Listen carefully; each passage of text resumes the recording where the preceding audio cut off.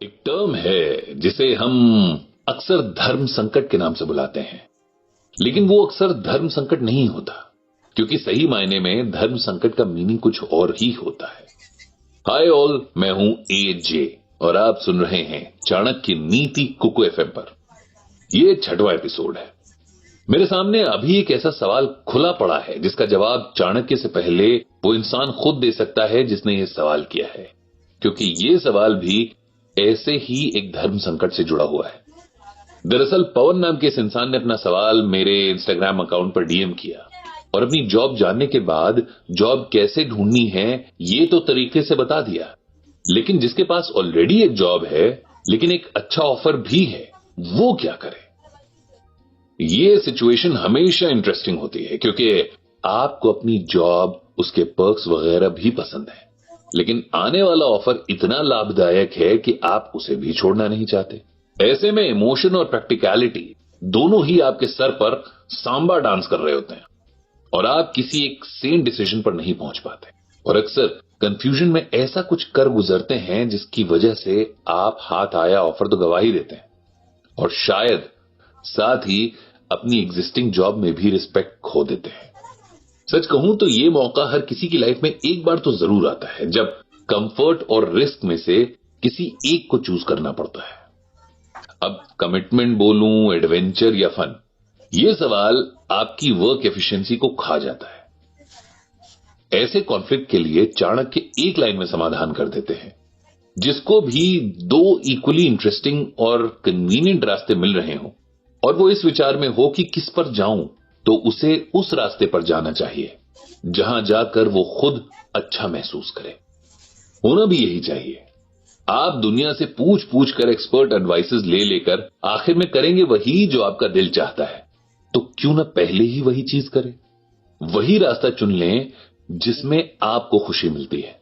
न मैं, न चाणक्य और न ही दुनिया का कोई भी रायचंद आपको इस कंडीशन में सलाह दे सकता है, क्योंकि ये आपका फ्यूचर डिसाइड करेगा, मेरा या चाणक्य का नहीं।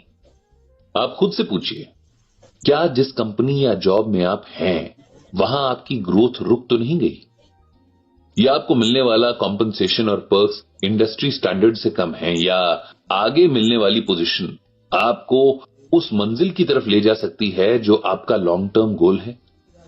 आप एक काम कीजिए, पहले एक प्रॉपर रोड मैप बनाइए, एक ऐसा फ्लो चार्ट जिसमें आप सब चीजों को इवैल्यूएट कर सकें, अच्छी तरह से नाप तौल लें और देख लें कि ये नया ऑफर आपके लिए कितना बेनिफिशियल है। इसके रिजल्ट के साथ ही आपको तकरीबन 50% आइडिया हो जाएगा कि आपका डिसीजन क्या होने वाला है, क्योंकि मिलने वाली ग्रोथ का वजन जैसे ही आपको ज्यादा लगेगा, आपकी अक्ल के तराजू का पलड़ा सीधा उसी तरफ झुक जाएगा जहां रैशनल वैल्यू ज्यादा है। और ऐसे में आपकी करंट कंपनी के लिए जो भी इमोशनल वैल्यू थी वो कम होती नजर आएगी। लेकिन इवैल्यूएशन यहां ही खत्म नहीं होता, क्योंकि सिर्फ एक तरफ की रैशनल वैल्यू को इवैल्यूएट करने से काम नहीं बनेगा। आप दूसरी तरफ के पॉइंट्स को भी देखें। आई मीन टू से कि वो जॉब आपके लायक है, ये तो आपने फिगर आउट कर लिया, लेकिन क्या आप उस जॉब के लायक हैं, ये आपने पता किया? नहीं समझे? मैं समझाता हूं। सबसे पहले यह पता होना जरूरी है कि इतने अच्छे कॉम्पनसेशन और पर्क्स के साथ जब आपको ग्रोथ मिल रही है तो आपसे एक्सपेक्टेशन कितनी होगी।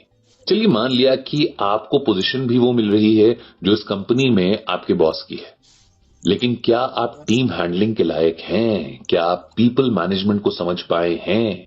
क्या आपको यह पता है कि आप इंडिविजुअल कंट्रीब्यूटर तो हैं, लेकिन आप में लीडिंग एबिलिटी है भी या नहीं? टीम प्लेयर और टीम लीडर में काफी फर्क होता है और यही फर्क आपको वो जर्नी शुरू करने से पहले पता होना चाहिए जिस पर जाने के लिए आप सूटकेस बांधे बैठे हैं और आइटिनरी अभी प्लान की ही नहीं है। हमेशा किसी भी डिसीजन को लेने से पहले अपने अंदर बैठे डेविल्स एडवोकेट से भी थोड़ी बातचीत कर लेनी चाहिए।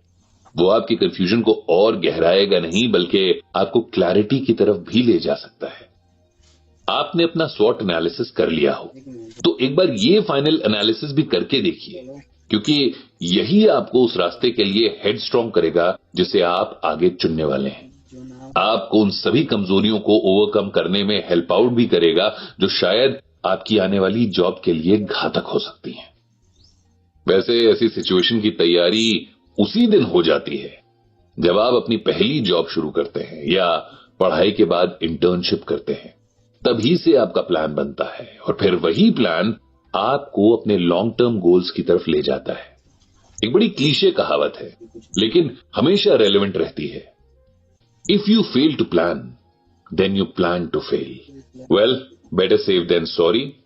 सो start planning today and you will have a better tomorrow. आज के इस जवाब से आप कितने सेटिस्फाइड हैं मुझे कमेंट सेक्शन में जरूर बताइएगा। और अगर आपके भी कोई सवाल हों जो आपको लगता है कि आचार्य विष्णुगुप्त चाणक्य की टीचिंग्स में से सॉल्व हो सकते हैं तो अपने सवाल मुझे भेजते रहिए कमेंट सेक्शन में। जल्दी ही मिलते हैं किसी और इंटरेस्टिंग टॉपिक, किसी और इंटरेस्टिंग सवाल और चाणक्य की टीचिंग्स में से निकले उसके सॉल्यूशन या जवाब के साथ। तब तक के लिए चाओ।